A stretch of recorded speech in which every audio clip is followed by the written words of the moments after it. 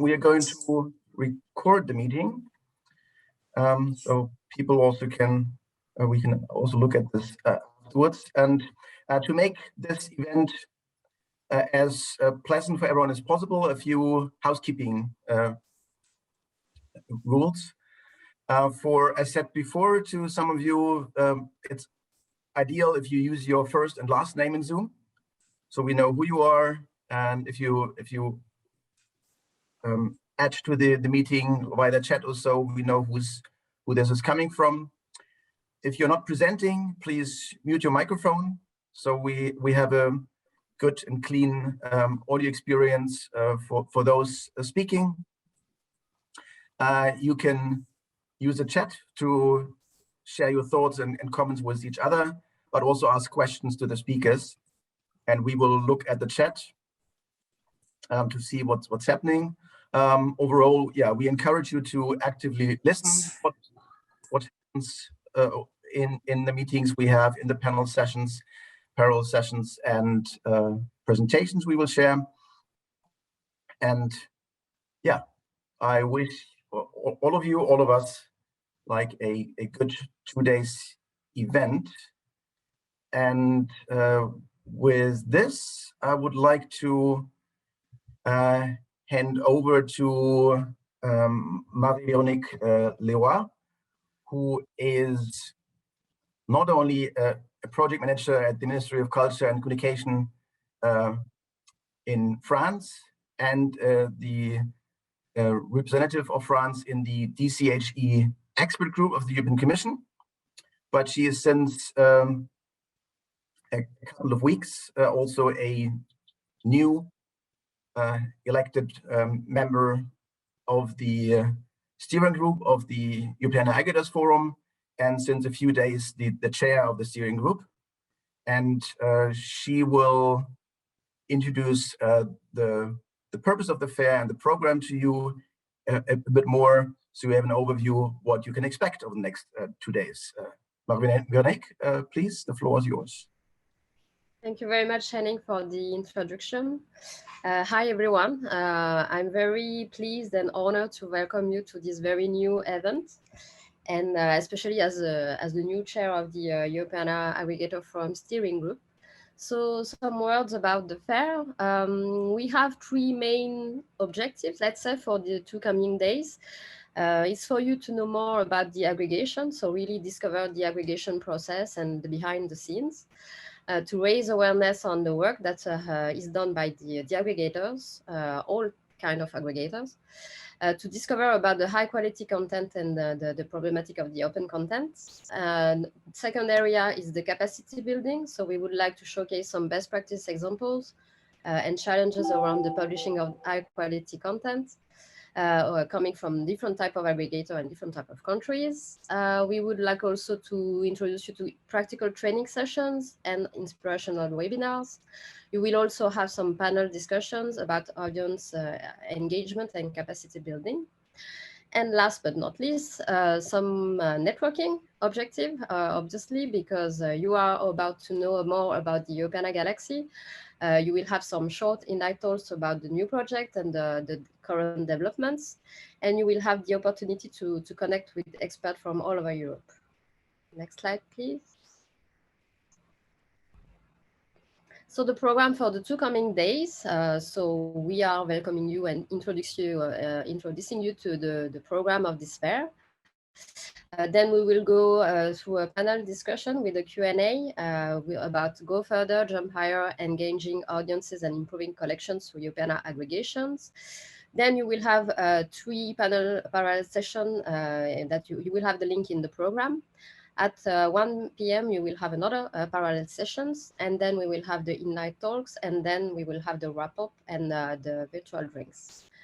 Second slide. For the second day, we will introduce the day also, and we will have another panel discussion and Q&A about the capacity building. And then again, two slots with the 4 parallel sessions. You will have everything in the program with the corresponding link. And we will close the day with the wrap-up and the virtual drinks. Then we'll give back the floor to Henning to talk more about the aggregation. Thank you, Marie-Veronique. Yes, we thought as this is the first time we're having this, and also the audience is quite broad, and we have participants joining from all over the world. We thought it's worth maybe also introducing what aggregation is and what we understand of it, and how this fits into the under the Europeana umbrella in a bit more detail. So we have a way to share some common ground between us before we go then into the various sessions we have over the 2 days. So the mission of Europeana is probably something many of you are aware of. So we are here to empower the cultural heritage sector in its digital transformation. That's written in our strategy for the next couple of years. And we develop expertise, we develop tools, policies to embrace digital change. We encourage partnerships that foster innovation. And we also want to make it easier for people to use cultural heritage for education, research, creation, and recreation. At the end, with our work, we hope to contribute to an open, knowledgeable, and creative society. And next slide, Tamara. Yeah, in order to achieve this, we have 3 priorities. First is to strengthen the infrastructures. Inefficiencies in our technical infrastructure make it harder for institutions to share collections online. So we want to also invest in supporting innovation activities that keep the infrastructures aligned and also develop like state-of-the-art technology that helps the sector. Secondly, we work together on improving data quality because that's, yeah, you can see like that the lack of sufficient high quality content and metadata highly affects the access to and the visibility and reusability of digital content. So we are working together really to invest resources and activities related to metadata and content improvement. Also using new technologies like machine learning algorithms or artificial intelligence.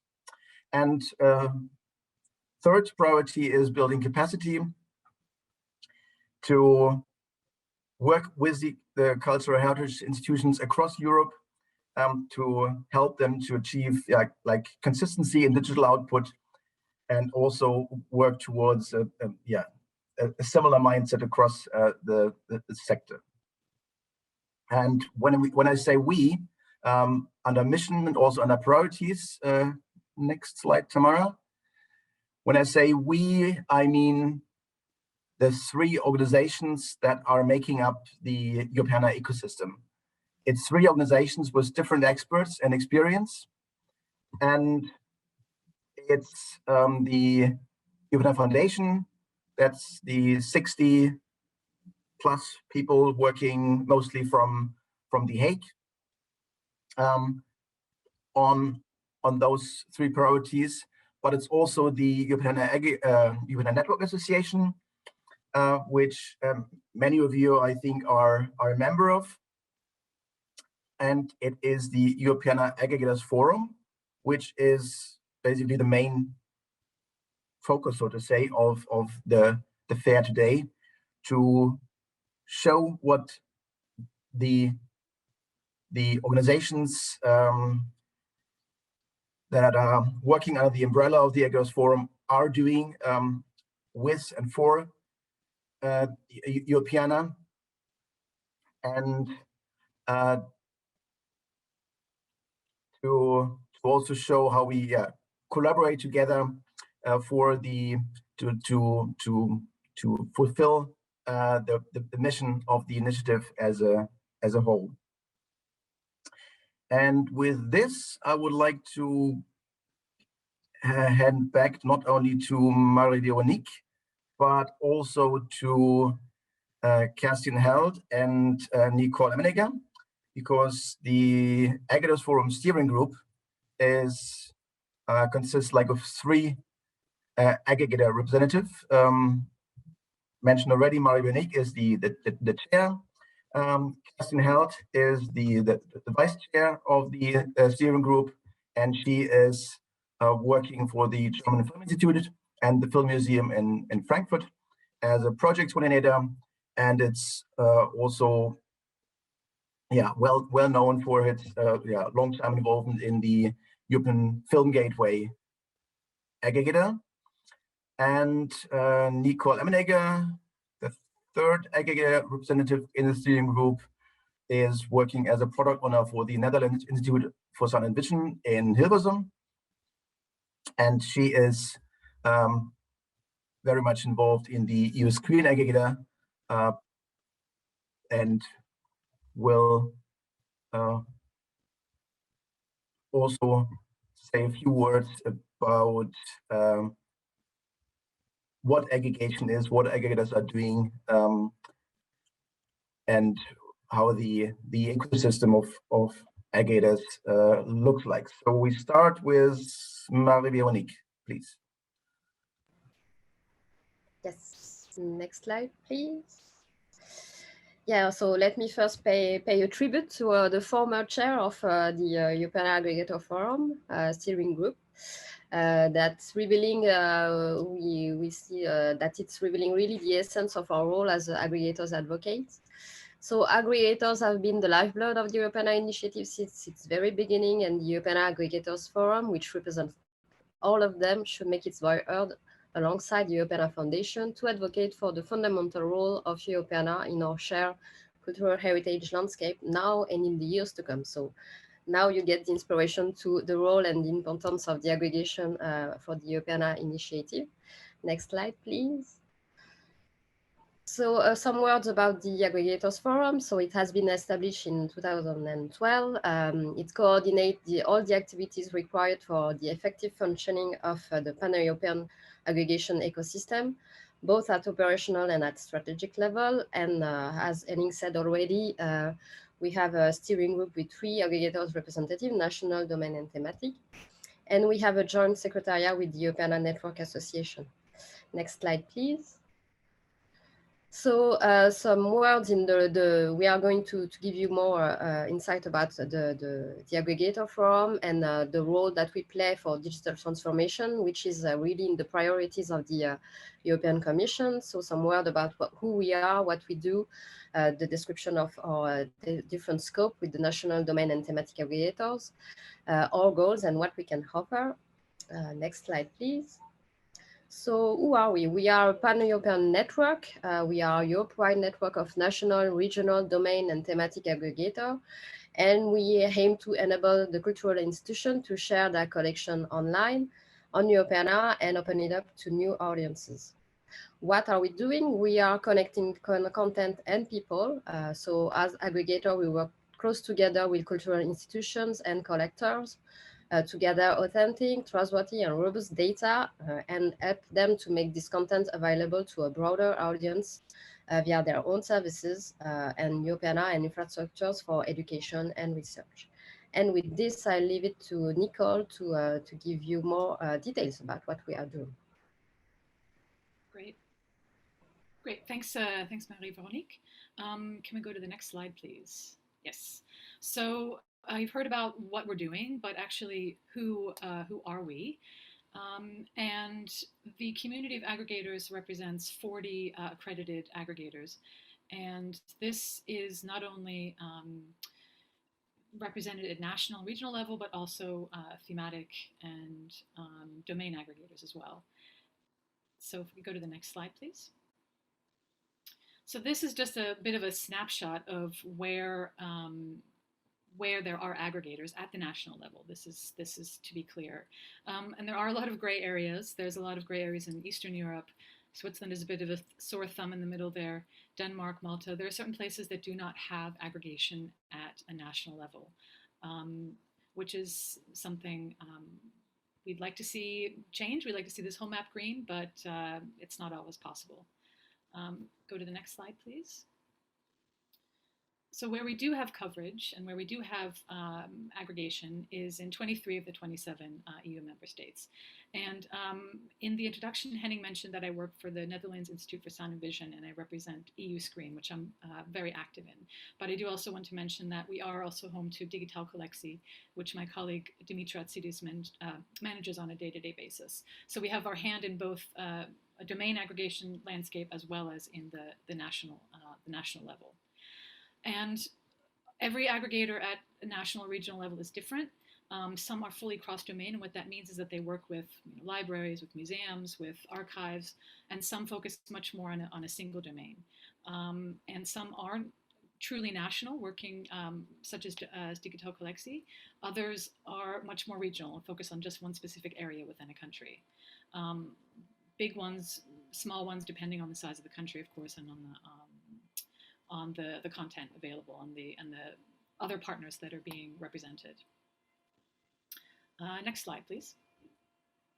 Then a smaller but still as potent and powerful representation in the forum is the domain and thematic aggregators. We have 6 who represent various different domains, and those domains are specifically to do with, say, audiovisual heritage, where EU Screen itself is active, and European Film Gateway. Also specific museum collection representatives, archival representatives, etc. And thematic, of course, as well. 7 aggregators there representing everything from archaeology to Jewish heritage to natural history. A really rich group of aggregators there as well. Next slide. Yes, and this is where I pass over to my colleague Kirsten to take us through the next slides. Thank you, Nicole. Thank you, Marie. Thank you, Henning. So I will dive a little bit deeper in what we are doing in practice. So we heard about, you already heard about the goals, but I just want to emphasize it again, that of course the aggregators are catalysts for digital transformation in cultural institutions. We offer advice and support in various areas, and I will go into that in more detail in my next slide.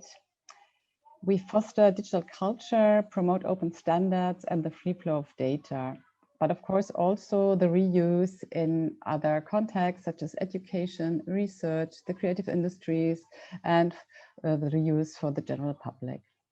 The next slide, please. Yes, so that's what I said. I would like to dive a little bit deeper in what we are doing. So these are the areas where we offer services and expertise. So we as aggregators, either domain, national, regional. So our motto is, in a way, together we are stronger. So we provide services and infrastructures, for example, data repositories, cloud storages, metadata, mapping services, harvesting, enrichment services, automatic translation tools, APIs, and also portals. We provide help desks as an expert hub, so all the aggregators are expert hubs. We provide help desks for cultural institutions and for our data partners. We have engaged, so developed, and we promote standards. For example, standards like on vocabularies, standards for linked data, and standards for right statements, which right statements to use, but also 3D digitization and so forth. So aggregators contribute actively to the development of these standards and promote them. As regards quality, this is, in a way, as Henning mentioned, it's the core of our work to improve the data quality. So we improve data quality, we enrich the data and the content, and we promote international recommendations for best practices. Yeah, next slide, please. Aggregators infrastructures connect cultural content all over Europe. They make their data interoperable with portals, educational environments, and research infrastructures. And they make them available both to Europeana and also other users. We are inclusive, so we have the expertise to reach out to institutions, communities, and really to make people enthusiastic about metadata strategies and the curation of content. We connect objects and collections to audiences, and we bridge the gap between the generations, between cultural heritage content professionals and Europeana users. So some highlights, of course, the curation of this data and content is one of the highlights. We aggregators provide, as Marco said, the backbone, they are the backbone and the lifeblood of Europeana. They provide the content which is used then for curating galleries, exhibitions, and blogs. And actually, 56 exhibitions and 340 galleries are available on the Europeana Collections website based on the content provided by data partners and aggregators.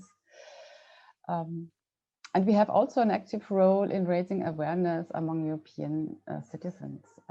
Yeah.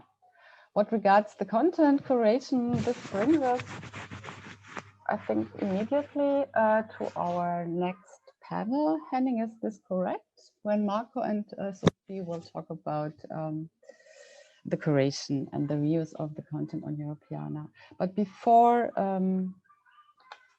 we open our panel, maybe the next slide, Tamara. Yeah, if you're interested in sharing your content with a wider audience, and if you want to, or if you need expertise, please find and speak to one of the Europeana aggregators. And yeah, we are there and we're happy to talk to you. Thank you. Thank you, Kerstin, Nicole, and Marionic. Yeah, of course, you find the aggregators on Pro, but you also find them here over the next 2 days. And yeah, thinking about the end of the day social meetups that we have organized, that's also a chance for you to find one of the aggregators that is present here. So you can also try to touch base with them today and tomorrow. So we are very good on time, I think. I see all kinds of nice exchanges about the weather conditions all over Europe. So I think we're now up to date of where how this is going. And with this, we go into our first panel session that we have organized at the fair. Tomorrow we have another one. And today we start with a panel on the benefits of sharing content via Europeana, working with aggregators and becoming part of a unique network of CHIs. And this panel is organized by Marco Rendina, who we heard before already about, the former chair of the steering group and managing director of the Human Fashion Heritage Association, and also members on several other boards of aggregators. And he is working together on this with Sophie Tas from the University of Leuven, where she has also multiple roles as a research assistant, curator, communications officer, and she also contributed a lot in this role to many of the projects that we were running in the context of the Europeana ecosystem of the last couple of years. So if you want to go further and jump higher, then Marco and Sophie will introduce the panel to you and will help you to go further and jump higher. Sophie and Marco, the floor is yours, please. Thank you, Henning. Good morning, everyone, and welcome. We are extremely happy to be able to help kick off this very first Europeana Aggregators Fair with a very first panel. I'm Sophie Tas. And I'm Marco Rendina. And we represent Photo Consortium and the European Fashion Heritage Association, two aggregators in the Europeana ecosystem. With this panel session today, we want to highlight the beneficial effects of joining the Europeana aggregation network and sharing digital cultural heritage content through it from different points of view, like we will see in a while. Now, we're not going to do that ourselves because we've limited our roles to being the fabulous co-presenting duo. We've invited instead five guests from different parts of that Europeana ecosystem, and we've asked them each to advocate for a specific benefit of being part of this effort. What we will do is instigate a panel round with each one of them, in which they will propose the perks applied to use cases they know inside and out. Now, shall we present our fabulous guests, Marco? Of course. Working our way back from the last to the first speaker, I will proudly present you my friend and colleague, Fred Truyen. Fred Truyen is president of Photo Consortium. He teaches digital cultural heritage, online publishing and cultural policy at KU Leuven in Belgium.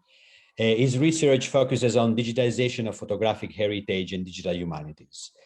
And he is also a member of the ENA steering group for education. Besides Fred, we'll hear from Marta Franceschini.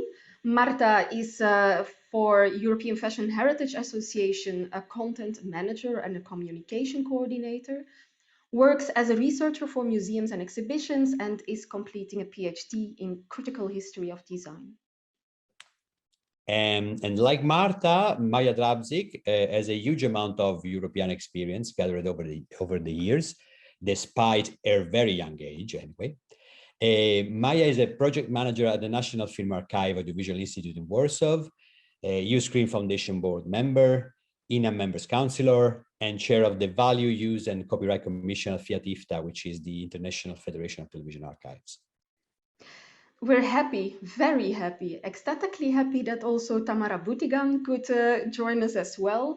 She could be dubbed Fighter of the Library League, and her CHI expertise as well as her tireless devotion have made her a Europeana advocate that is worth her every gram in gold. And last but not least, there is Adrian Murphy. Adrian works in Europeana's collection engagement team, contributing to the website's regular editorial calendar and Europeana's seasons and campaigns. He will start this panel round by introducing a first positive impact of stepping into the Europeana aggregation ecosystem, contributing and becoming a part of Europeana's editorial and engagement activities. Before giving the floor to him, I wanted to kindly ask to all the panelists at the beginning of their presentation to claim directly the screen control and go through their slides as they please. I suppose you know how to do that in Zoom. If you don't, ask for help, but Tamara and us can give advice on this. And at the end of their presentation, they can release the control so that the next speaker can claim it again. So Adrian, the floor is yours. Thank you, Sophie and Marco. You're giving very big Eurovision presenter energy there, but I don't have votes for you. I do have stories today. So I'm going to request remote control and hopefully I am good to go. So I'm going to talk about digital storytelling and how that is an essential part of the Europeana experience. So on Europeana, of course, our website has between 50 and 60 million records, a huge amount to explore and discover. And a big part of how we engage users with this is through digital storytelling.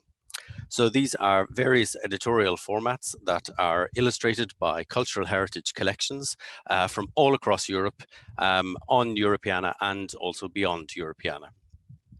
We do this to engage cultural heritage enthusiasts and other users that have an interest in culture. So we know from Europeana that includes educators and researchers and even those who just like to know about culture for their recreational reasons. We try where possible to focus and highlight openly licensed material, and we do this in 3 different formats. So currently we have on Europeana blogs, which are generally short articles of around 500 words or so, illustrated with cultural heritage collections. Through galleries, which are collections of images or other records brought together under a specific topic. These are curated by ourselves, Europeana, and other partners, but of course now anybody on Europeana can curate a gallery, both public and or private. And thirdly, exhibitions, which are longer form articles spanning multiple chapters about a specific topic and bringing collections together from all across Europe. So this image is a huge collage, and it really represents the wide variety of topics and themes that we focus on in Europeana. So these can be anything from fashion to manuscripts, to migration, to sport, and art and paintings and photography, and many, many more. We bring these together, and we're very interested in reflecting the diversity of collections across Europe, both in terms of the wide variety of different topics and themes, but also the diversity of Europe's population, and increasingly so in the last year.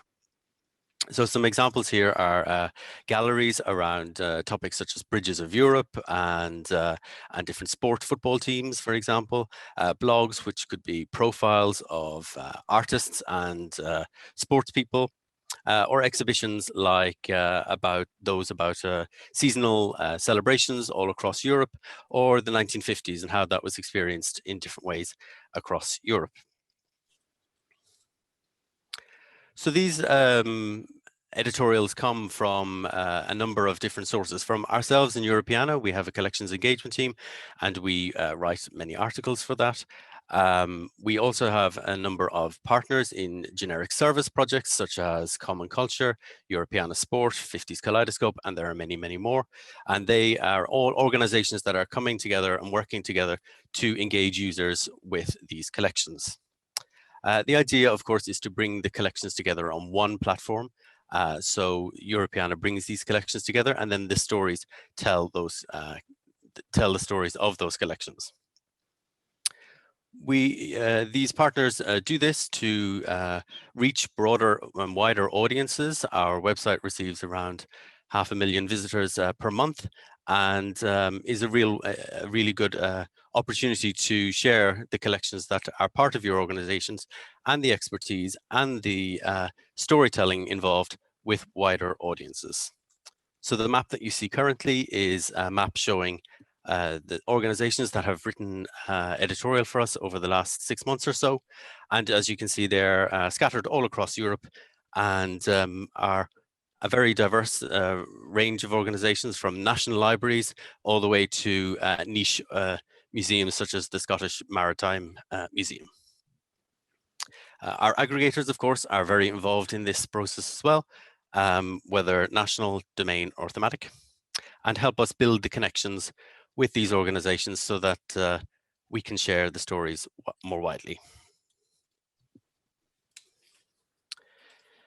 On the next slide, we develop editorial, particularly through different seasons and campaigns, to help us focus on specific topics during specific times. So over the past number of years, we've had seasons and campaigns on Art Nouveau, on migration, on women's history, and in 2021, our current season is just starting now, and it's about sport, reflecting the fact that the European Championships are currently taking place, the Olympics, and many other sporting occasions have come back into our world again. But we're not limited to these topics. We're happy to publish editorial on any topic that is under the broad umbrella of European cultural heritage. And our activities aren't just limited also to the Europeana website. There's many more things that we do beyond our website. We have community engagement activities such as collection days and transcribathon events, which I won't talk about too much right now, but you can ask a question later if you wish. We have an annual competition every year called GIF It Up, which we run with several partners, inviting people to animate openly licensed cultural heritage. We have a partnership with Daily Art, an organization that sends an image every day to people's phones. And on our social media, we have a very broad following on Twitter, Instagram, Facebook, and our newsletter of over 200,000. And finally, on our GIFIT platform, we partner with Giphy there, and very recently our GIFs there had up to 1 billion views. So if you want to reach higher, then this is definitely a way to do that. And I'm going to pause now and hand over, I think, to Tamara. Thank you, Adrian. I don't know what the Eurovision stats are for the first contestant, but you took it away. Okay, I give you a good chance for winning this one. Before moving on to Tamara, I wanted to remind everyone that questions and comments and remarks are welcome in the chat. Marco and I will be keeping a close look on those, and we can take them after the panel round to the different panelists that you might like to address. Now I'll happily step away again for our lady Tamara, who will speak about the experiences of the National Library of Serbia in these different domains and activities of the Europeana ecosystem. Tamara, please. Yeah. Hi, everyone. Thank you, Sophie and Marco, for inviting me to the first fair and to present what we've done. We really have used the opportunity and the privilege to contribute in 3 projects since 2017. It was toughest with the first 2, and then with the third one, it was much easier, almost like with children. Believe me. Next slide, please. Migration in the arts and sciences was a small project for us, but brought a challenge to organize collection days for the first time ever in our institution. So team of 8 of us plus Adrian, who was with us the whole 2 days, collected more than 20 stories, including 2 stories by our team members who were inspired to tell their family story, which I find really fantastic. It was an event full of emotions. We laughed a lot, we cried also from time to time, but at the end we were very satisfied with the results. So I would like to mention a new collaboration made during this project with private university Metropolitan on creating migration photo collection and also in organization of collection days in National Library of Serbia. So this slide is a collage, as Adrian said, of some of stories collected these 2 days. Next slide, please. Common Culture Project was the third one, our third child, and this project was very ambitious for the National Library as the aggregator, as an emerging aggregator, actually. And like in the 2 previous projects, we could literally watch the power of transformation the projects bring to us. At the beginning, we barely understood what was expected of us, and I think that Adina and Henning are very well aware of it. But at the end, everything was perfectly clear, and what is much more important, it was done together with our technical partner in Slovenia. We are extremely proud on our metadata now, with linked open data implemented for the first time. And we also had a first bite into digitization of rich industrial heritage collection of Serbia and established a new and nice collaboration with Public Library Board, our new metadata provider. Next slide. I've stolen this page from Adrian because we did it. My personal fascination with Europeana editorial brought us to our own blog and galleries and exhibitions web pages. These pages are at the doorsteps of our web server. Everything is already done, and we are looking forward to launch it very soon. with all the editorials we produced during all 3 projects, both in Serbian and in English. And at the end, not to forget Europeana Seasons also, where we learned how to promote our digital content in a new and beautiful way. So all in all, we are ready for the next project adventure. So think about it. Thank you. Thanks, Tamara. Great stuff. I think now, after all these things you have done with the National Library, you are coming right after Djokovic in terms of popularity in Serbia, I suppose. Next in line is Maya, who will talk about the value of archives and their immense potential for engaging with audiences, both online and on-site. Maya, the floor is yours. Thank you very much, Marco. Okay, I hope that I have the... Yeah, I'm in charge. Perfect. First of all, thank you very much for the invitation. It's so good to be here. I think this is my first Aggregators event ever.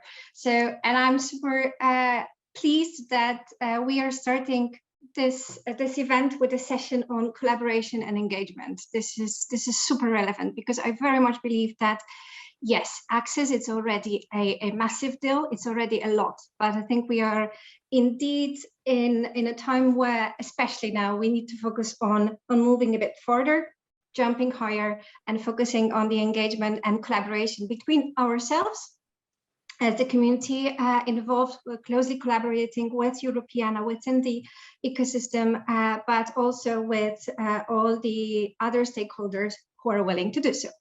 When I was thinking of, okay, what can I add to this pool of ideas? And Adrian and Tamara, they already have mentioned so many different ways of making use and getting engaged with the content. I thought that I could show you two possible strands.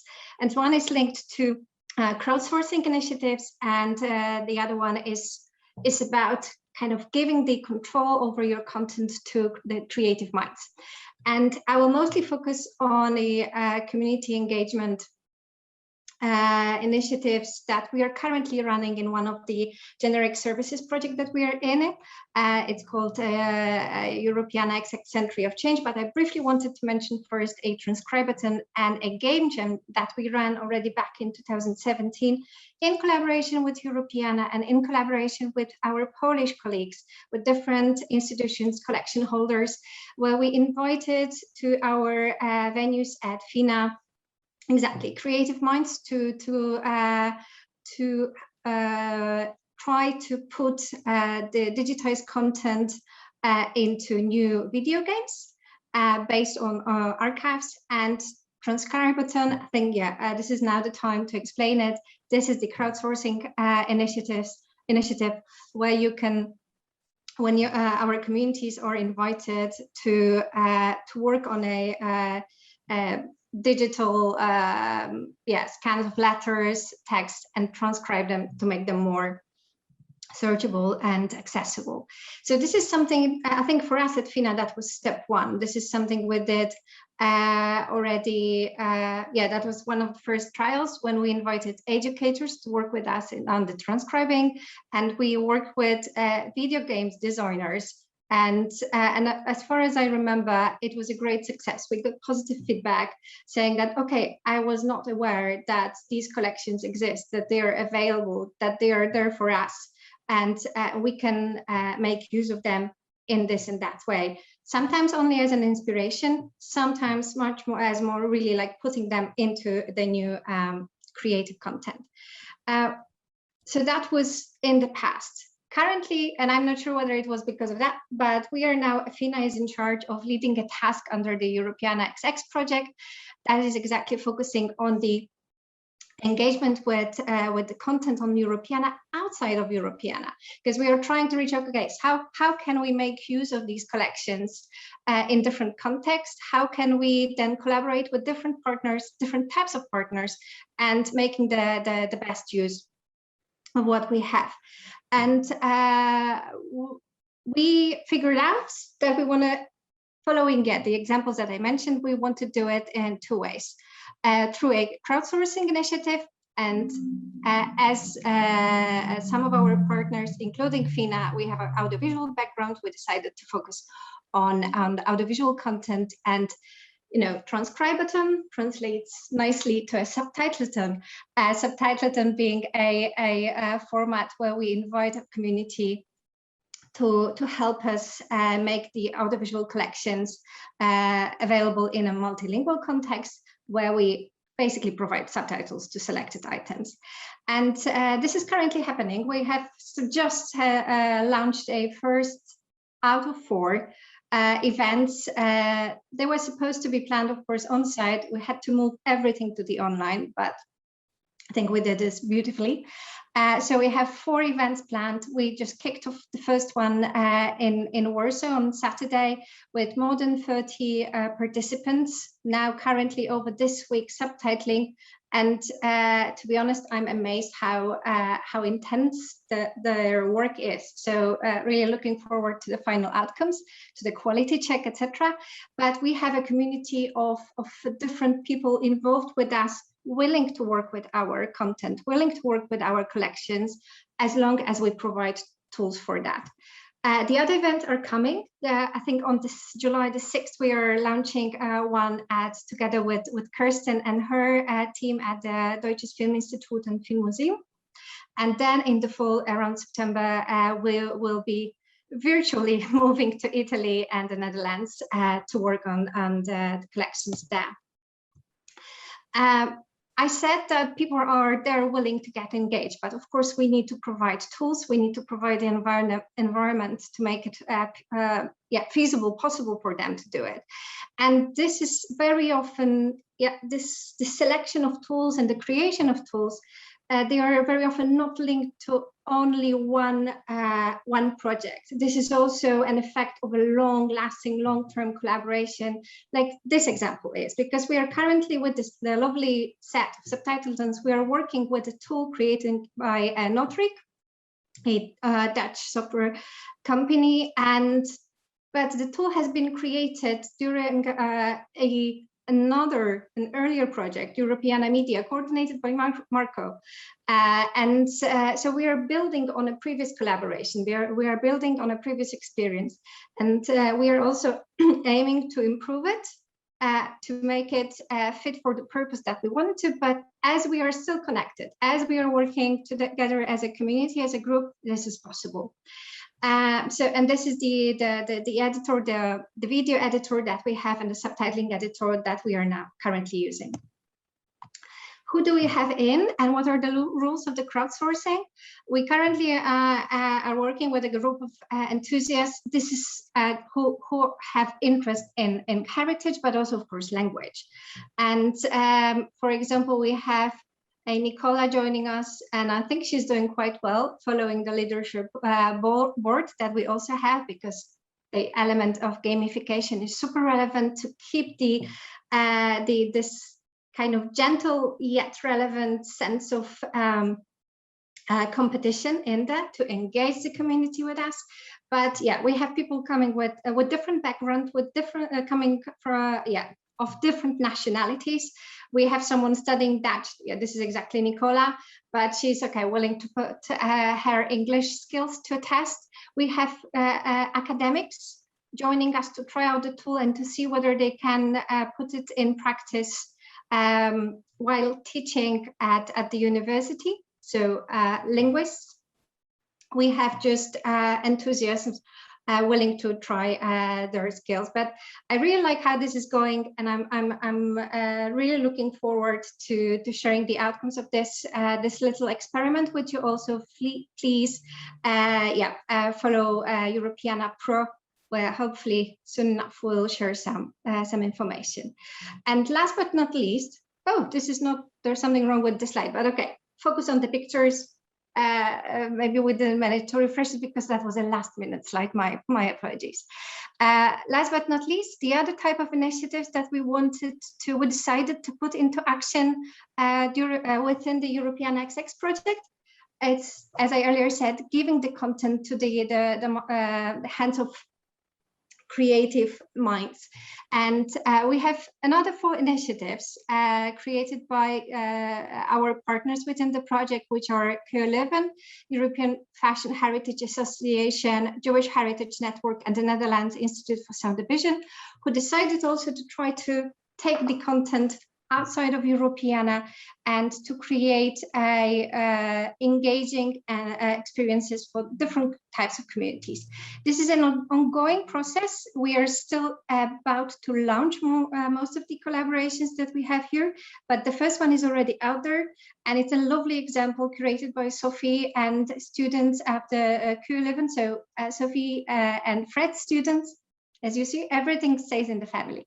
And this is an example of an exhibition created by the students and taking exactly the content of Europeana outside of Europeana and bringing it directly to the streets of Leuven. This is an exhibition on women. It was called Women on the Move, reflecting back on stories of women after the war. And you can see in one of the screenshots that there are different locations in Leuven that were enriched with screens presenting different chapters of this exhibition. Again, we have a tool in place, again, a tool developed by Notaric, but the power allowing us to create also an interaction between the user, the viewer, and the exhibition itself. So you can engage through your mobile phone or just a mobile device. So you are in charge. You can immerse yourself. You can dive deeper into the story that is being told. But the story is exactly told by someone else, not by us directly. But this is the beauty of us opening up our collections and allowing the others to do it and be in charge and enrich our collections with the way they see things and with their knowledge that they bring into our community. This is a collaboration done, as I said, by students. We have one more like that coming from the European Fashion Heritage Association. A different approach, different tools used, but the goal is the same. And same goes for the initiatives presented by or currently developed by the Sound and Vision team and the Jewish Heritage Network. All with an aim to put our collections out there and to make those interested to be able to make use of them. So I think that was it from me. Thank you, Maya. As long as we're talking about the weather, you're always a little bit of an electric thunderstorm mixed with a lot of sunshine. So I totally feel replenished after listening to your pitch. Thanks very much for sharing these exciting examples with us all. I'm now equally happy to move on to Marta, who is going to talk a little bit about the EFA's, so the European Fashion Heritage Association's support of fashion institutions in opening up and sharing their collections during lockdown and, of course, beyond. Marta, please. Hello, sorry, I was trying to see if the remote worked, and I think it did. So thank you very much, Sophie and Marco, for the invitation and the introduction. As Sophie was saying, I'm going to briefly explain the editorial and communication strategy that we at the European Fashion Heritage Association have developed in the last year and a half, which I kind of like to consider one silver lining to the quite disastrous situation in which the whole world plunged into in March 2020. So right at the beginning of the more or less global lockdown, we immediately realized that the physical isolation would take a bigger toll or a huge toll on museums and institutions whose visibility was directly linked to the physical encounter of the public. And by this, I mean museums, archives, which are open, So this is why we kind of decided to focus even more on one of our core values, which is the idea of access, and focusing on the idea of access, openness and sharing.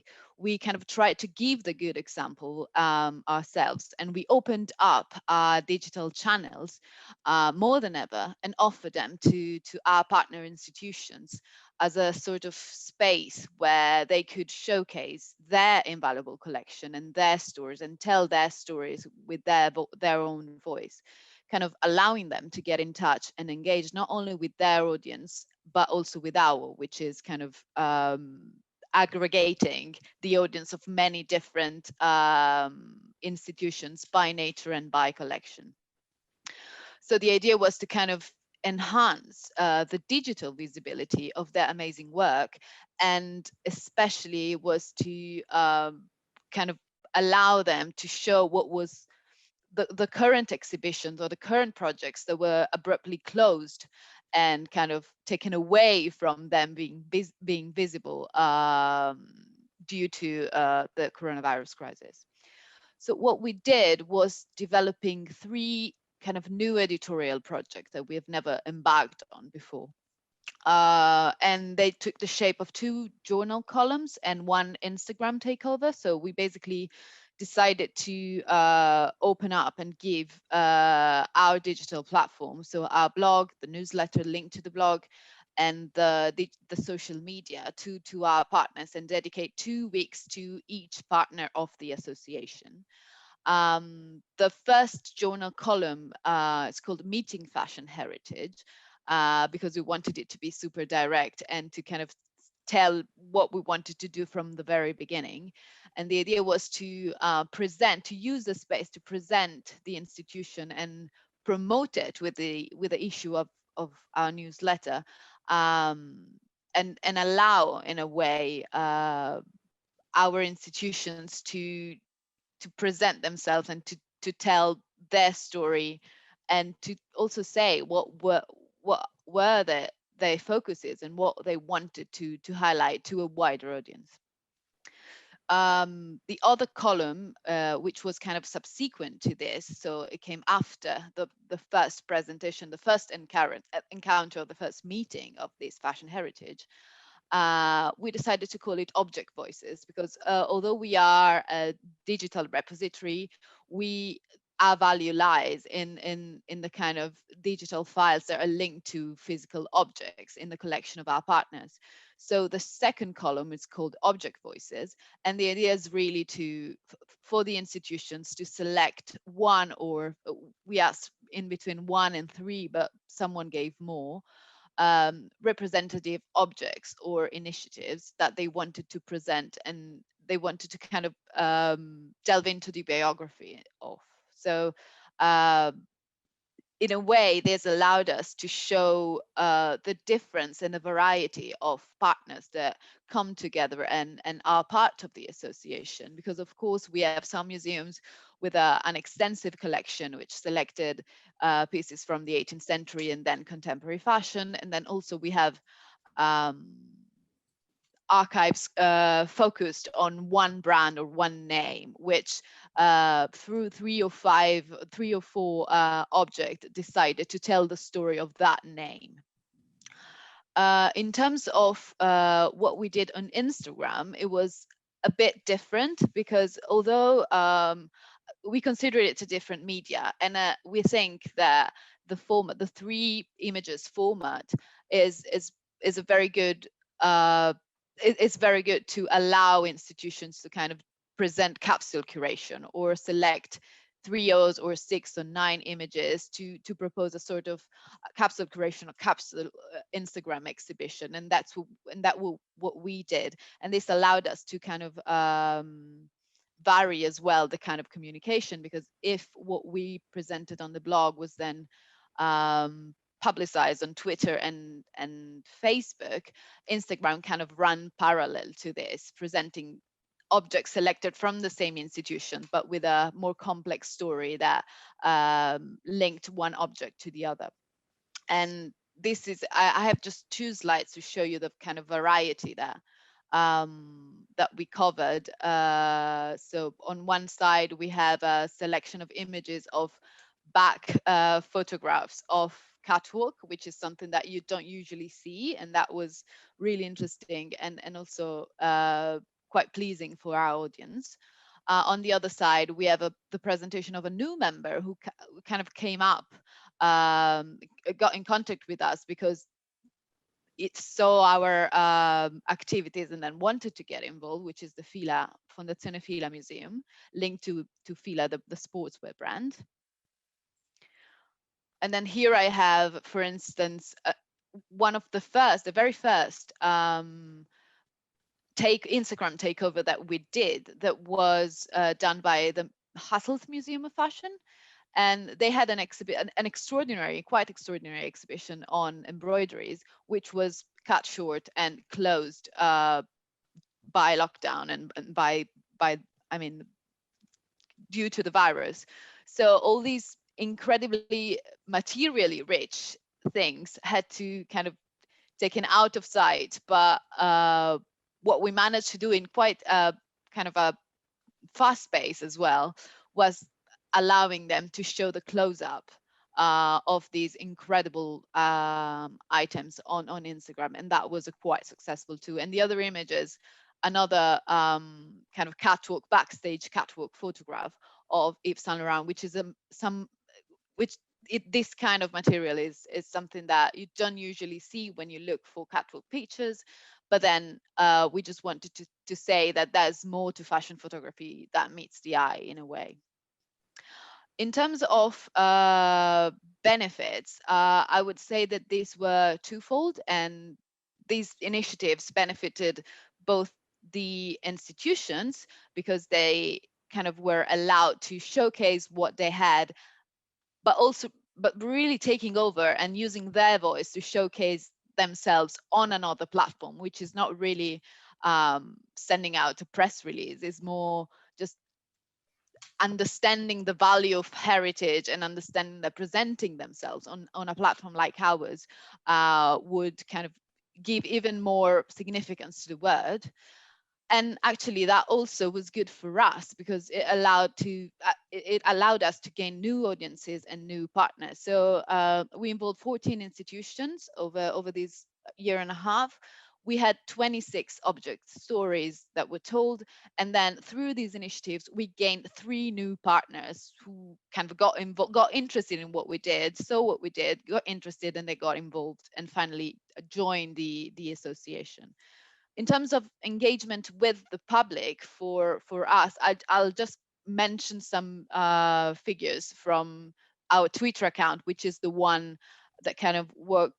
It's the more active one in these days, has seen a kind of a regular growth throughout this year. So we went from an average of 16K impressions a month in February, March 2020 to an average of 40K now, which is quite a big growth.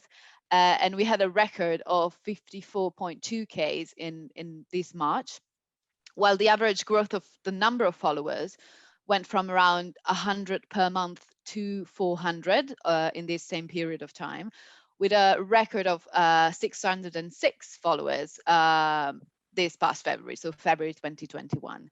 And we have now a total of 17.6K followers on Twitter. And this, I mean, just doing a brief analysis of the kind of growth and the pace of the growth that we had in this year kind of proved us that these initiatives have been fundamental in also allowing us to define ourselves and to put ourselves out there and identify ourselves as kind of the place to go where to present what you do with fashion heritage.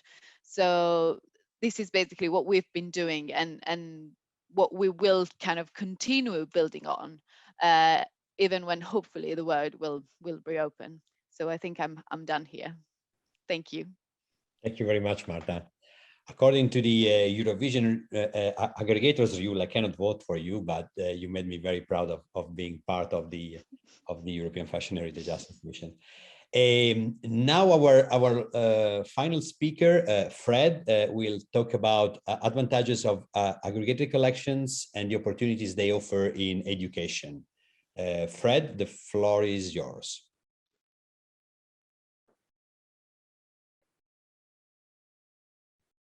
Fred? Fred, you are still muted. Okay.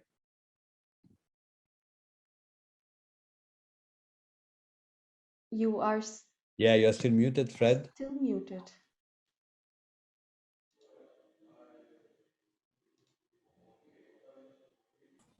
Okay.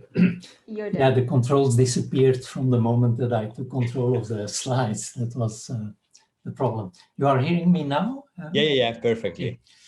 So I'm Fred Ruijn from Photo Consortium, and of course, there is a reason, I think, why we should look at the added value of aggregated collections. So it's too limited to think that you can just have another window for your collections on Europeana.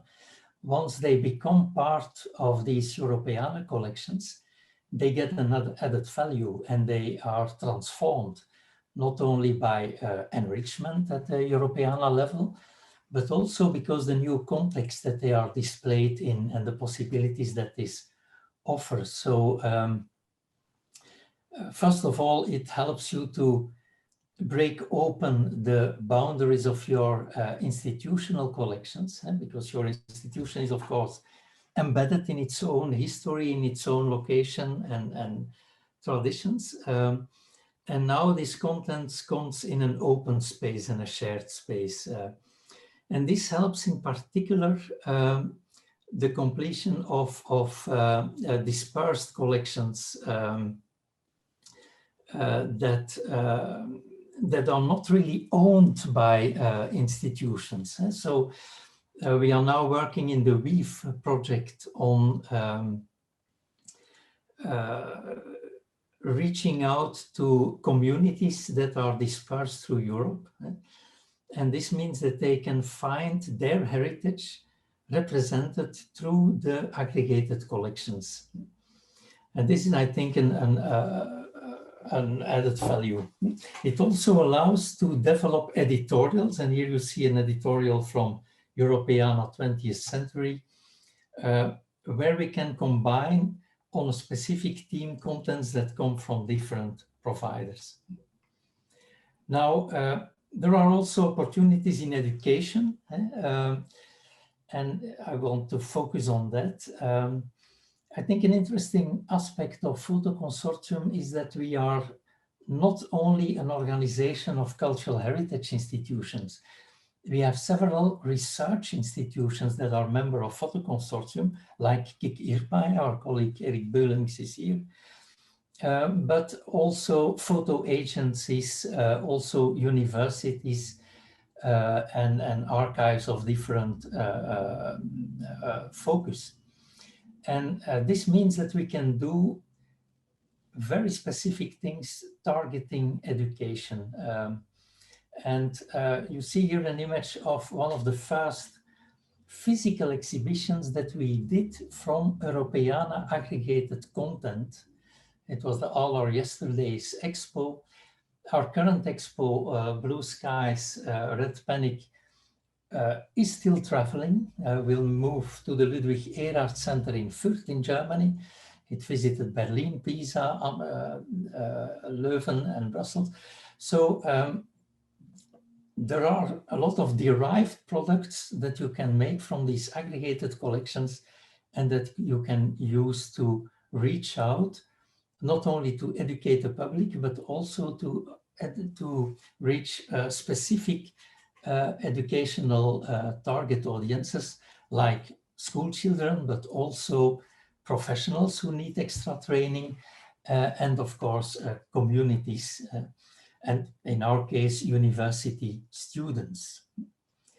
Here an example of what we do for secondary education in the education community. So what you aggregate in the Aggregators Forum is used within the Europeana network to make use of it to reach out to wider audiences. And here this is in partnership with organizations like European Schoolnet, also with Euroclio. We work a lot with Historiana, and we, of course, can use the stories that you now find on the Europeana portal. A very specific educational application is MOOCs, and Europeana already launched several MOOCs and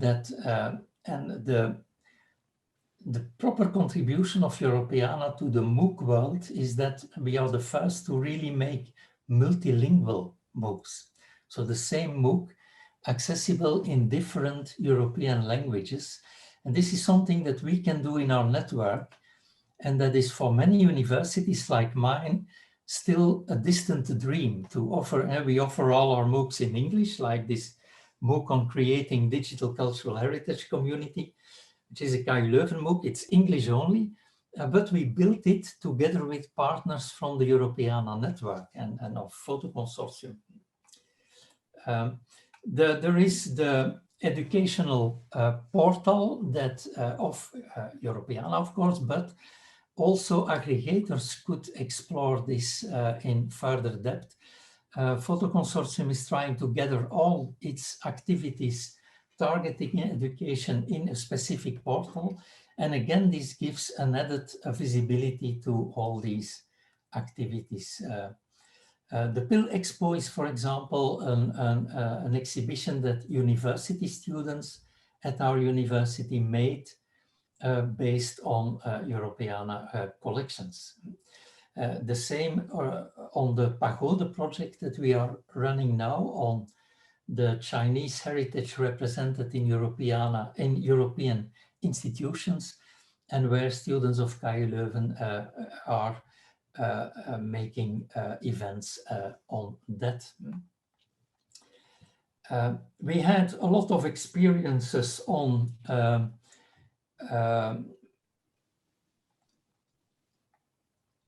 user engagement. We did a specific project for the European Year of Cultural Heritage, We Are Europe for Culture, where using the technology that Maya already showed, and technology developed by Notrik, we made this kind of screen applications and went in 10 European cities to make interactive curated exhibitions together with local communities. Women on the Move was already hinted at by Maya.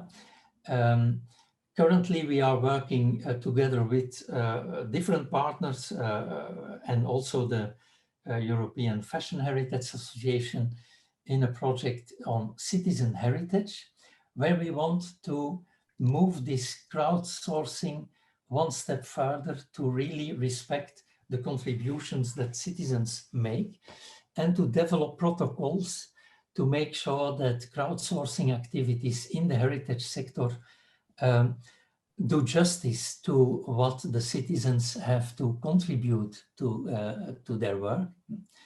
And we hope that these protocols will be part of the Europeana capacity building efforts.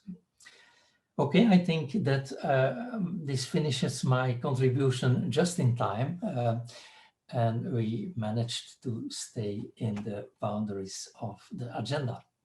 Thank you. We did so, and thank you. Thank you, Fred. Thank you, all the other panelists, for your inspiring stories and so many ideas and opportunities to engage people with the rich heritage collections that are somehow placed in a huge referential framework by being in Europeana and being part of this aggregation landscape. Now, I have, I think, time for one question for our panelists. But Marco, I think you have something for the audience first. Before we go, exactly. Before we go to the question for our panelists, we have one for you, the audience, and we want to hear from you via the Zoom poll. And Tamara, I would like kindly ask you to publish it on Zoom here. We want to know from you basically which user engagement strategy would you like to explore more in the near future after seeing these great examples? You can pick one of this that you see on your screen now. And at the very end of the panel, we will see the final results. We will share them with you. Thank you, Marco. I'll jump into these final few minutes to put a question to the panelists. I would say that any of them who feels called to replying is very welcome to do so, because we got a question of Cararis Kate Fernie in our chat, asking about, look, if somebody would really force you to make a choice of one go-to tool for engaging audiences, what would that be? And be strict to yourself. So I can begin. Impossible to answer. Like there is no one tool that I could choose, because everything depends on the community I want to engage with. The aim. Happy to hear to see Adrian, you're agreeing with this. Everything depends on the context of the project, the collection that I want to showcase, what I want to do with the collection. So it's really very much related to with whom, for whom, why, and then the how comes as the last one. Which is of course made possible because of all of your experiences, right? You kind of have a toolbox which you can open and choose from according to the occasion and the material as you. Yes, I think this is exactly what Europeana offers us. Thanks to all the projects that we are in, thanks to all the expertise that we have here among the aggregators and all the creative minds and all the technical amazing people that we have in this community. I think then it is really about finding the right match for you based on what you're after. Any of the other panelists wants to put a thought in the thought pond? Well, I would say, Sophie, that it's not about the tools. It's about the networks of people that you want to reach out to. And I think that is also the strength of Europeana and the Europeana Network Association, that we bring together not only the content, but the people who have a stake in these contents. And so in your communication strategy, you must always start from that.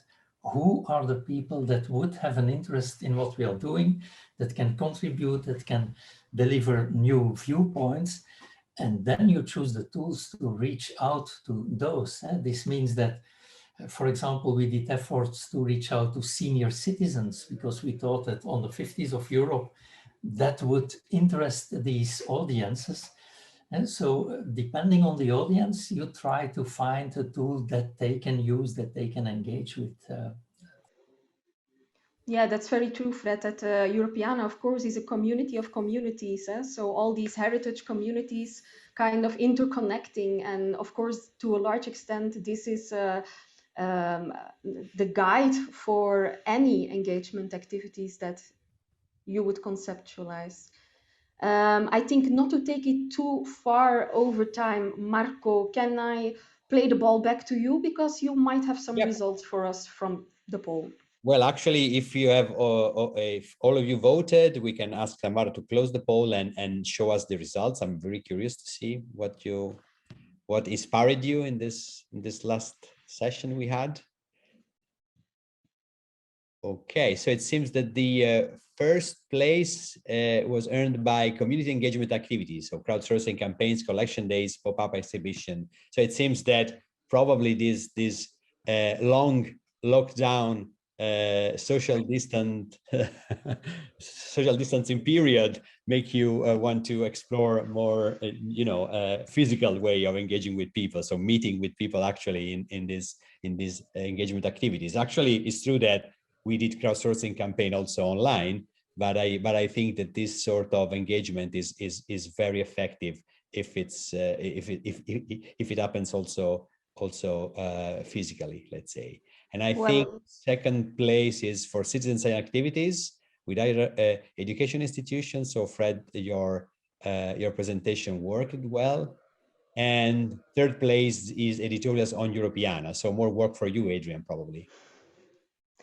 I think nobody here in this company is scared of a little bit of work. Right. And thus, as far as physical activities go, let's hope also that this fair in its next edition would be something where we can actually visit each other's booths and see our panelists shine on a beautiful stage with some Eurovision lighting and costumery, why not? But I believe, Marco, we have to start wrapping it up, right? Yes, indeed. We don't want to mess up with the fair schedule. So, so we want to thank our panelists. We want to thank our audience. You've been fun and engaged yourselves. You've helped us a lot making this, I hope, an enjoyable opening panel. And nothing left for us to do but to wish you a very informative and inspiring fair. Bye everyone, and don't miss the Wonder Me session during the break now. It's a nice new tool. I'm really looking forward to try it again. So if you have some time before your lunch break, just join us there. Thank you very much. Ciao, ciao. Marco, thank you, Sophie. Thank you, everyone. Yes, indeed, we now have a lunch break for some of us until 1 o'clock when we start our parallel sessions. As Mark was saying, you can try out the Wonder Me room already if you want to go there and see to talk to each other. I've posted also the Twitter handle for this event in the chat. So if you want to follow what's happening on Twitter, or you want to tweet yourself about this, please use this so we can also keep track of that. And Adina again, I think, posted the program in the chat. So if you have missed that so far, have a look what's coming up. We have 3 parallel sessions starting at 1, and with 2 rounds of parallel sessions, one starting at 1 and the other one at 2 o'clock. And in the program, you also find the abstracts with a bit of more information about the parallel sessions. If you're still undecided where to go, have a look, read through the program and the abstracts. And then I hope to see you all back in those various rooms at 1 o'clock. And yeah, I wish you a pleasant afternoon. And then we have see you all back together for the Ignite talks in the main room at 2:45 to 3. But for now, enjoy your lunch break and see you later. Welcome back, everyone. I see still more people joining, but I think we are ready for the final, call it program point, which is a series of 4 Ignite talks.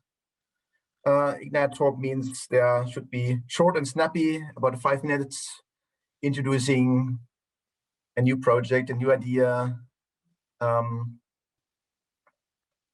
or a new tool, something new that is there to hopefully inspire you to work with, look at, explore further. And yeah, maybe also a good inspiration for the following Wonder Me sessions to contact the colleagues and discuss that further. So we have, as said, we have 4 Ignite talks, and the first one up is from Enno Meijers, working for the National Library here in the Netherlands. And yeah, he is heavily involved in the work of the how's it called, NDE, National Digital Erfgoed, the development of the platform for the cultural heritage in the Netherlands. And some of you may have joined the session of Dimitra today earlier, which was all in Dutch, but Enno's presentation is going to be in English for all of you. And don't be surprised if you see Enno chatting with you while he's presenting. His presentation comes from a video. So Tamara, can you please start the video and Hi everyone, thank you for giving me the opportunity to share a little bit information about the work we're doing at the Dutch Digital Heritage Network, and especially the things we're doing with the linked data activities. And the big picture of the work we're doing is basically rethinking the infrastructure for digital heritage.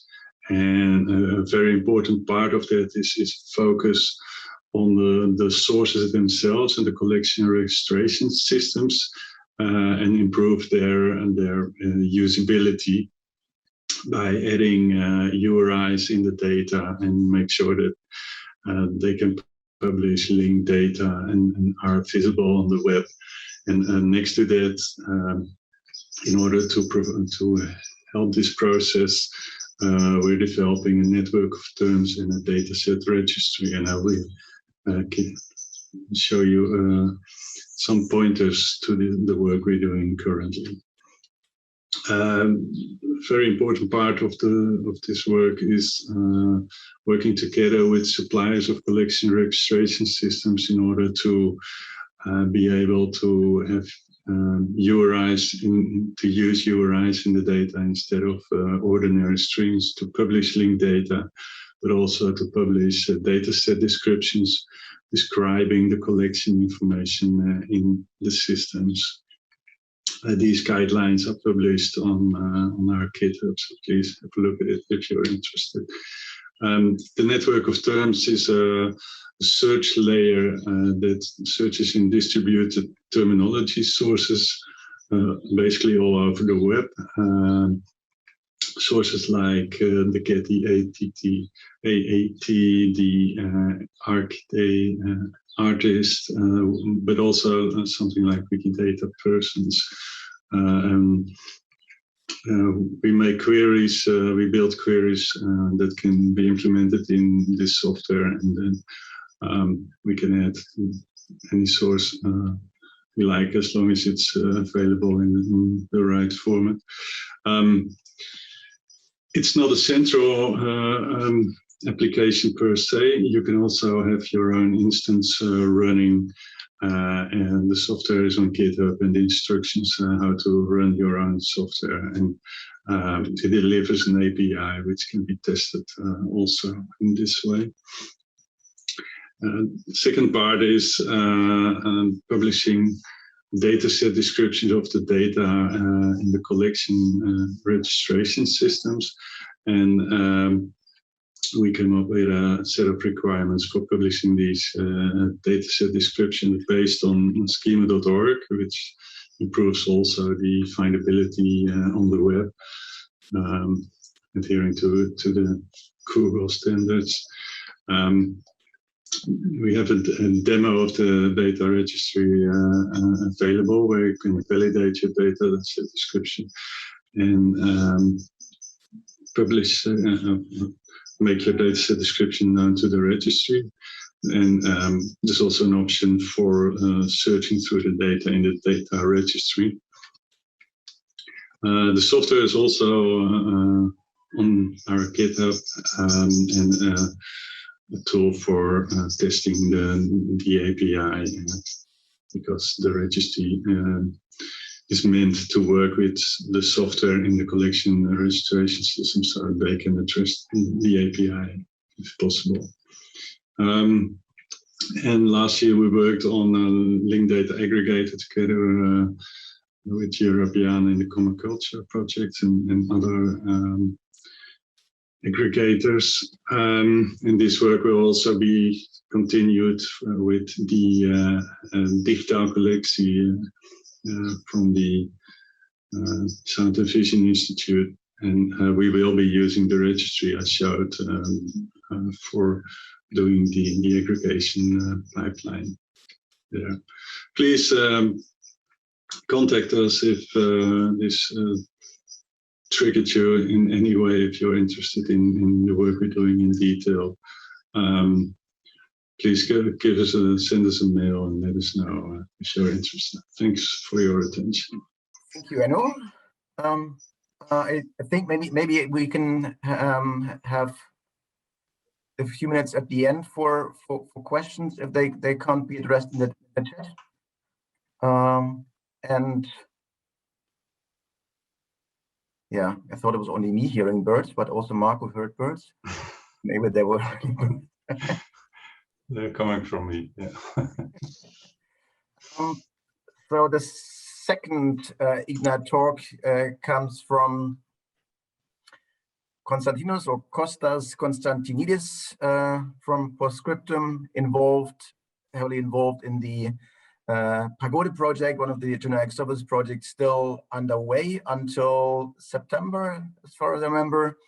And he would like to show us a couple of highlights from this project as an appetizer for what is more coming probably throughout the year.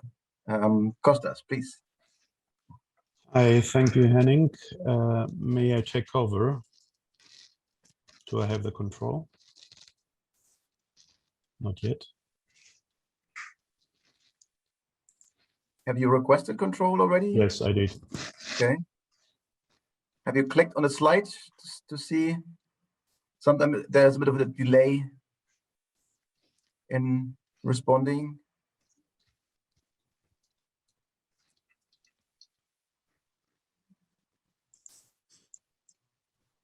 Do I have the control now? I've seen it working. That slide was moving and then was moving back. Yes, exactly. So thank you very much. Good afternoon, everybody. Great thanks to the organizers who invited me to present Pagode Europeana China project, a project that lies close to my heart since I'm also the Europeana delegate for China. This is the first European digital heritage project with a Chinese epicenter, let's say. So an innovative project that started April last year and is co-financed by the CEF program, a project that primarily contributes to aggregate, curate, and present Chinese cultural heritage preserved in Europe by generating rich user experience and high audience engagement with Europeana. But also a project with a broader aim, namely to enable collaborations among European museums and archives, and to foster international relations with Chinese cultural heritage institutions. The consortium was carefully chosen and includes 7 partners, both public and private institutions. Pagode also embraced several associate partners in joining the effort of showcasing Chinese cultural heritage objects in digital format, amongst them important partners like the National Library of China and the Palace Museum in Beijing. Having completed a year of implementation, Pagode Europeana China project has accomplished that more than 10,000 newly digitized objects were aggregated to Europeana, more than 20,000 records were improved via automatic enrichment tools, and more than 2,000 objects already in Europeana were annotated. Also, a dedicated thematic space that highlights and celebrates Chinese heritage in Europe officially launched as a feature page on Europeana on April 4th this year, showcasing a variety of Chinese and China-related cultural heritage items and resources from European cultural organizations, such as museums, libraries, and photographic archives. You are gladly welcome to explore Europeana Chinese heritage and see themed galleries, blog spots, and curated digital content, which will guide you through that online treasure. Image by image, story by story, you will immerse yourself in the rich narratives of 2 worlds that have been meeting and mixing for centuries. In parallel, also capacity building events on semantics and other technical aspects concerning user experience and high audience engagement took place online. Responding to the special conditions of the COVID-19 outbreak, the project launched Pagode Festival, a series of short online events open to all, which started only yesterday and will continue till September. Pagode Consortium also decided to transfer the physical exhibition of the project on paper. So an exclusive book will be printed, but also delivered as an online publication. Moreover, coming September, the final conference, initially planned physically, will take place online as well. So according to Pagode Festival, presentations will be held by experts from a variety of scientific fields on a variety of topics, such as China collection of the Finnish missionary organization, for example. Concerning Pagode book, we will have a high-profile 144-page publication, including both academic reflections on China-related cultural heritage preserved in Europe, as well as outstanding examples of objects and photographs discovered in European cultural heritage institutions. As for the final two-day conference in September, speakers will share their experiences of making Chinese cultural heritage collections accessible via Europeana and developing tools towards this direction. Project results will be presented, as well as exchange of knowledge and best practices, with a focus on the European cultural heritage organizations that host Chinese heritage. You're all invited to join the festival, acquire the online version of the book, and follow the final conference. So stay tuned for all previous events. Celebrate with us the project results and our ultimate virtual exhibition on Chinese heritage and art in Europe, launching in September 2021, and have a virtual toast with us for what comes next. Thank you for your attention. Kanpei and CSK. Thank you very much. That was a short and snappy highlights session for Pagode, and yeah, we can see there's more coming, and we already see the next one up on the screen. We have a session for Archives Portal Europe, a longer session tomorrow, but today Marta Musso is sharing a short presentation about the Archives Portal Europe. Marta is the PR and communication manager for the Archives Portal Europe, and I now see you also on the screen. That's good. So you also present live. So Marta, the floor is yours. Yes, thank you. I apologize, but apparently I have extremely lousy, lousy and loud neighbors at the moment. I hope you can still hear me well. This is quite unprecedented, so it's really unfortunate, but hopefully you can hear me well. I'm very happy for you to use the slides. If I can just ask you to move to the next one. So thank you for the presentation. I'm sure you're probably familiar with Archives Portal Europe. It's a portal that aggregates the archival heritage of Europe, so archives that are actually based in Europe or archives anywhere in the world really that have documents that relate to European history and the countries of Europe and the areas of Europe history. Could you go to the next slide? Thank you. So just very, very quickly, we currently have more than 30 countries, more than 20 languages that participate to the project, 5 alphabets, very different types of institutions, from national archives to city archives, parish archives, corporate archives, various different private archives, etc., etc. We are currently at slightly more than 270 million descriptive units, all available to be searched on the portal. Next slide, please. So the type of material that we have is very varied. There are 3 levels of access, basically. The very first one is just information about the archive. So where is the archive, how to contact the institution itself, opening hours, accessibility to the documents, etc., etc. Then there are the digitized archival catalogs that are searchable on the portal directly. And then the optimal stage is also the link to the digital object. And it is in this respect, of course, that we are aggregators for Europeana. Next slide.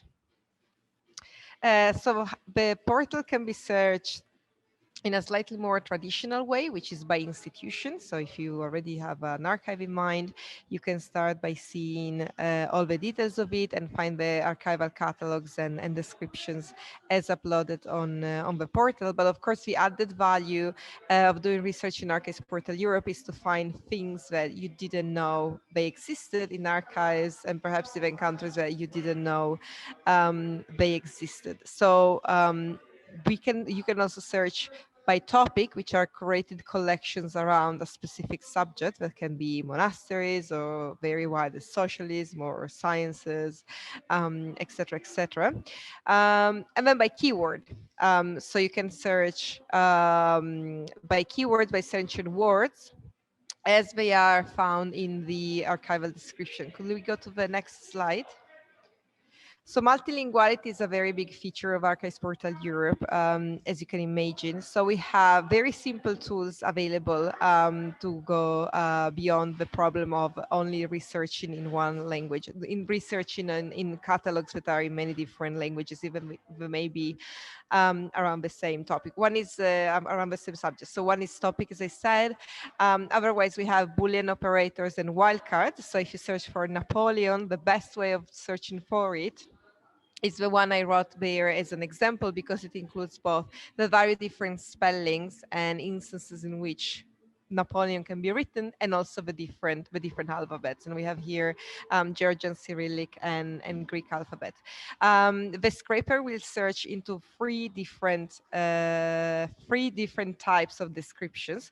One is the archival descriptions of the actual document, so not in the document itself, but in the archival description of that document, which is search in archives. Searching name searches in the records creator, and searching institution search in the information that are provided about the actual archival institution. We have different filters to select which countries, which institution, dates, etc.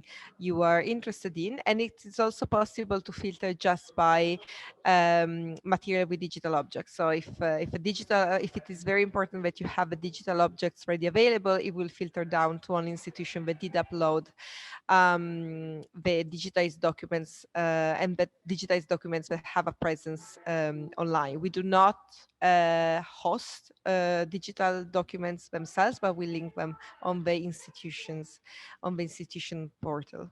Next slide, please. So, of course, you can imagine this is a perennial work in progress to aggregate so much archival material, to wait for institutions to digitize their catalogs, and then ideally their documents as well, at very different paces, with very different archival traditions. You can imagine the vastness of it all, and the amount of countries and rules and guidelines and way of doing it, and way of doing digitization that we encounter. So we like to think of Archives Portal Europe as a social machine, really, the way in which the web was originally described by its creator. We like to think of it as a place where researchers, archives goers, and archivists can meet and collaborate. We are preparing a new instance of the portal that will be released hopefully at the end of the year or early next year, in which my colleague Kirsten will talk more about later during the forum. Just as a sneak previews, what we will do is to try and enhance the crowdsourcing features of Archives Portal Europe. So we will ask researchers to help us out by providing digital objects, link to external data, suggest a topic for every single document that they see, because not all documents, of course, are tagged as topics, and other things by which researchers can help directly.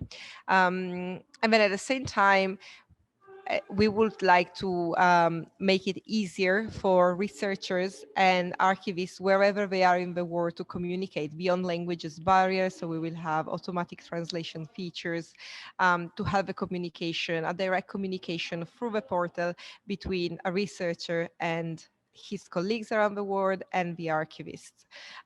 So we will have an inquire about digitization button in case the digital object is not available yet, and various contact the institution. We will also be able to, we will also ask archive goers on Archives Portal Europe to rate what they find. So maybe we could individuate what type of descriptions could be enhanced further, etc., etc., etc.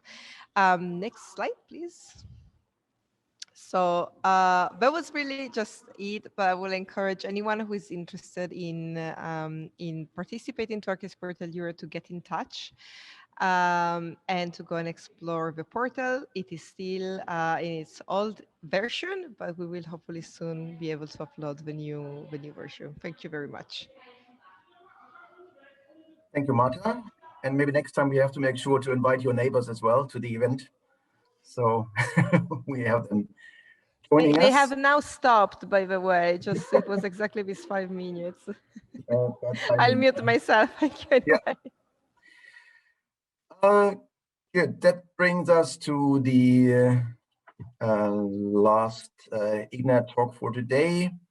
Pavel Katz, who seemed to be sitting outside and enjoying the weather outside, director of the Jewish Heritage Network, is going to talk about an AI-assisted storytelling platform that they have developed, JStory. So, Pavel, the floor is yours. Hello, Henning. Hello, everyone. Thanks a lot. Can you please maximize the presentation? Yeah, thank you. A couple of words about Jewish Heritage Network, the organization which I'm running. We are the Jewish aggregator of Europeana. We are a content network of more than 30 GLAMs around Europe, and we also have some members in the United States, in Latin America, and in Israel.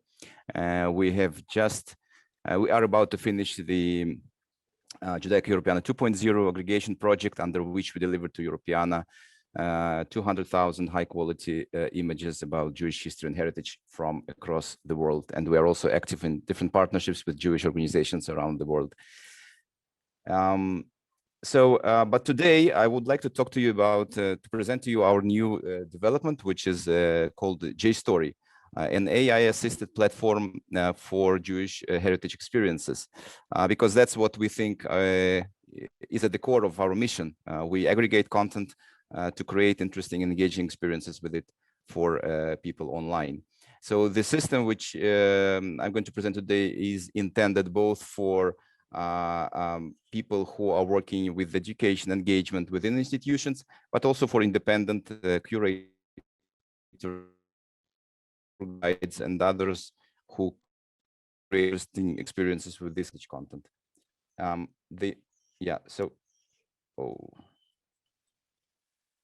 So the system what does the system consist of, and what kind of experiences are we offering now? It has a pluggable aggregator source. Basically, every content base can be plugged into it. We are currently working both with Europeana and with our own aggregator, with some specific museum collections, but of course, thanks to EDM, it's very easy to plug in a different collection to it.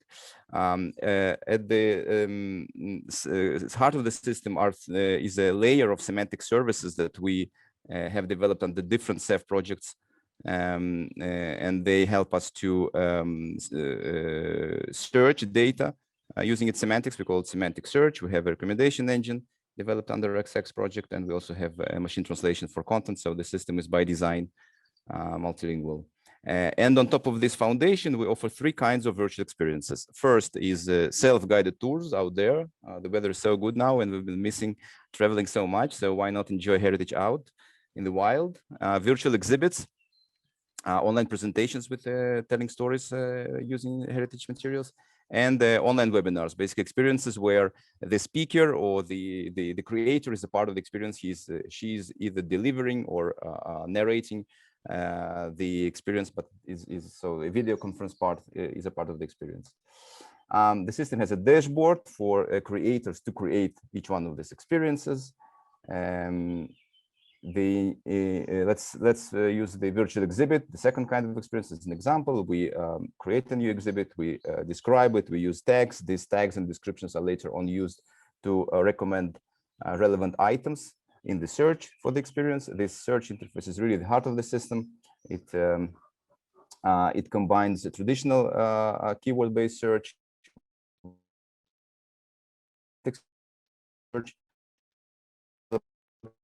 series of projects, and items are selected into collections, user collections, which underlie those experiences. So when you think of a tour, you first pick a number of items which then make it to the tour. This is an item view with recommendations.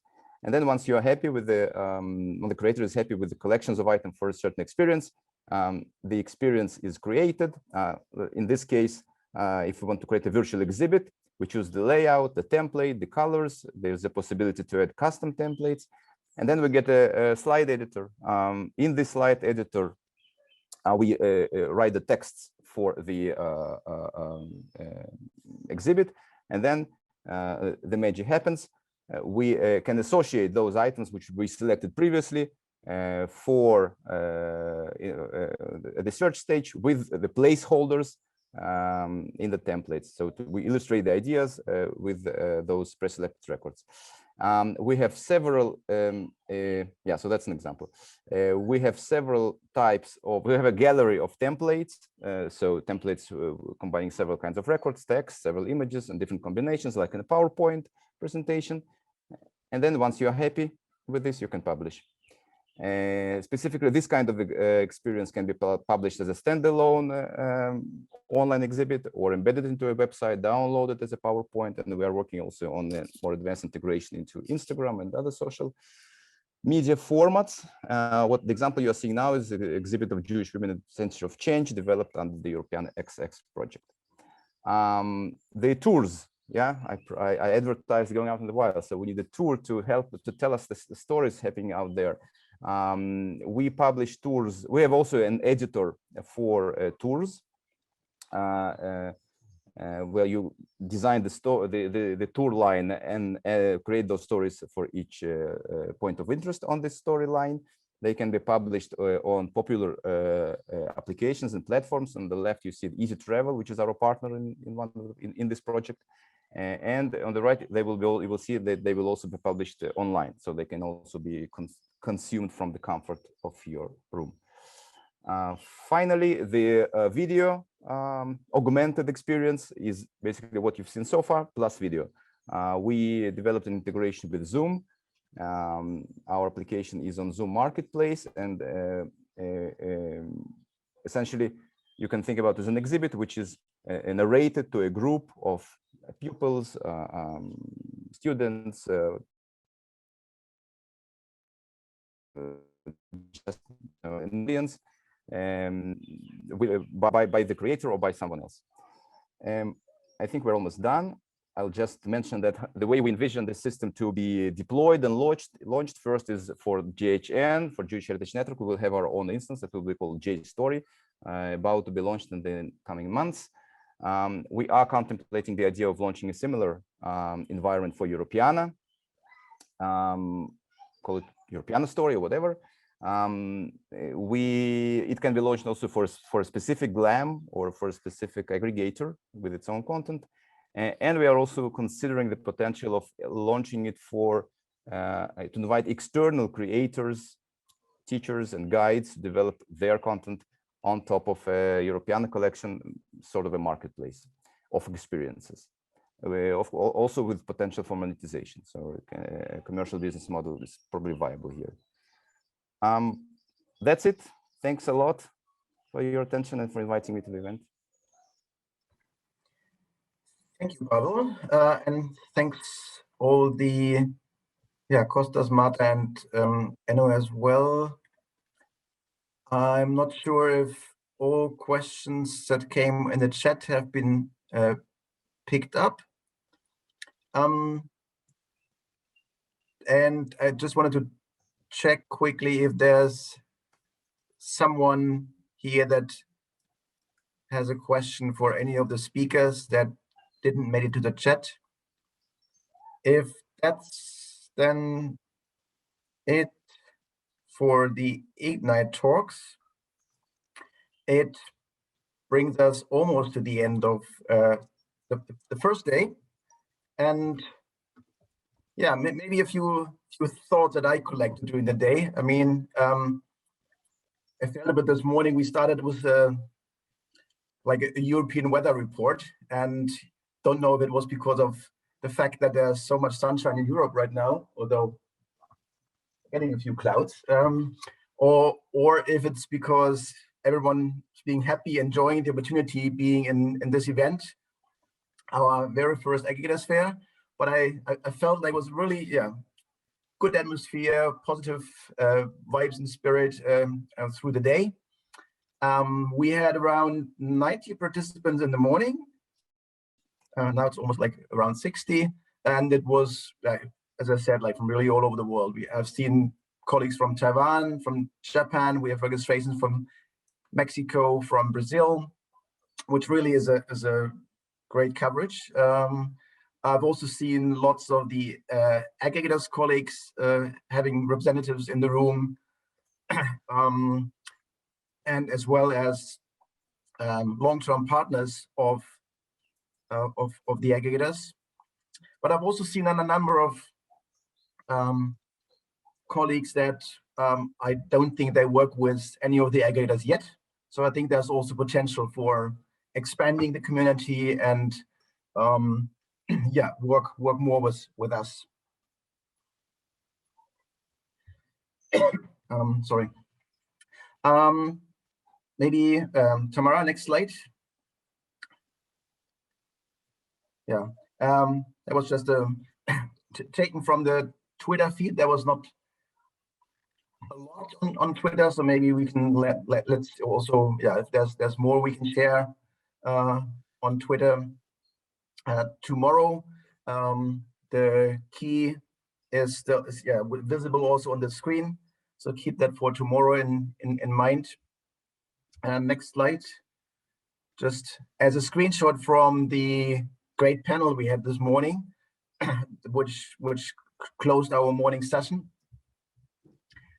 which not only had a snappy title, "Go Further, Jump Higher," but also really set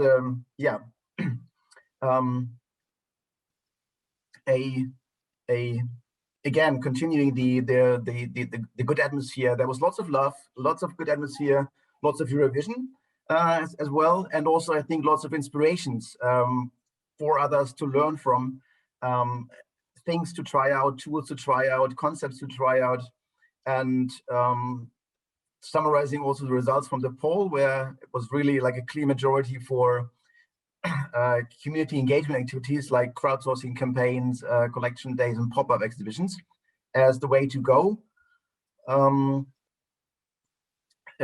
we've seen also heard about the successes, like quite impressive what we heard from Marta about the success of the European Heritage Foundation, with not only then working on their own identity, but really getting more and more followers, people in the audience, and engaging with the content, which was like particular last year with the pandemic, where so many institutions were closed.